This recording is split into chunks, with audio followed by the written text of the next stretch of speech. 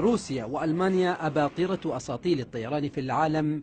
نجح ابن ال19 عاما القادم من الباحة جنوب السعودية لإذهال هاتين الدولتين بابتكاراته وتطويره لطائرات مقاتلة حربية وأخرى مدنية، جعلت معهد موسكو للطيران يتبنى أفكار الشاب الصغير.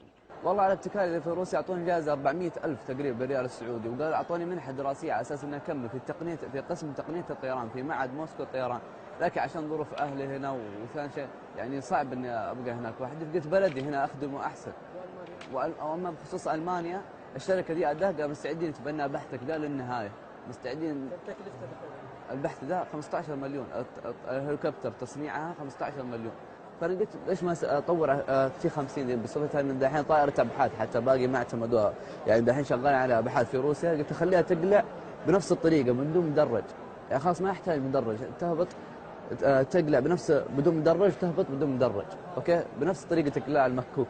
هذا وسام من معهد موسكو للطيران، من قسم تقنيه الطيران. ليش اعطوك هذا الوسام؟ اعطونا الوسام هذا المقاتل اللي هي تي 50 دي مقابل تطويري يعني طورته وكذا. انت طورت لهم المقاتله؟ اي. طيب انت الان تسكن في الباحه في جنوب المملكه، وين جتك كيف توصلت للابتكارات هذه؟ والله الحمد لله بحكم اطلاعي مره اطلاع شديد الطيران وهوايتي مره، يعني الطيران اعرف انواع الطيارات اعرفها، الطيارين في السعوديه ما يعرفونها. عشرات الجوائز والشهادات والأوسمة تلقاها سعيد تقديرا لأبحاثه رغم شح المعلومات التي يمكن أن تتوافر لشاب في مثل عمره. هي المركز الوطني للإحصاءات الطبية، الولايات المتحدة، الصليب الأحمر البريطاني، المجلس الأوروبي لسلامة النقل، الاتحاد الدولي للطرق، هذه الجهات اللي حصلت عليها. انت تعاملت معهم واتصلت فيهم؟ ايوه في خطابات موجوده هنا في مدونه اتصلت فيهم بينك وبينهم بصفتك ايش طيب؟ بصفتي مخترع، يعني بطور الشيء ذا. عمل طائرات الإسعاف الجوي وكيفية تطويرها كان هو المشروع الأحدث لهذا المبتكر الصغير.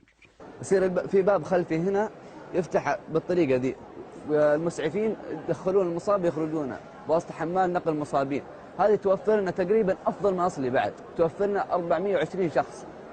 يعني نتيجة بحثي كامل نقدر بعد الله نوفر 27,772 شخص، والوقت 44 دقيقة تفرق عن المدة الأصلية. ابتكاري يصير السيارات على طول هنا في المنطقة دي، تكون السيارة تحت الهليكوبتر، شوف تهبط في منطقة بعيدة عن الشارع، شوف المسعفين ياخذون وقت لين يوصلون موقع السيارة لأنه ما في مكان تهبط فيه الهليكوبتر.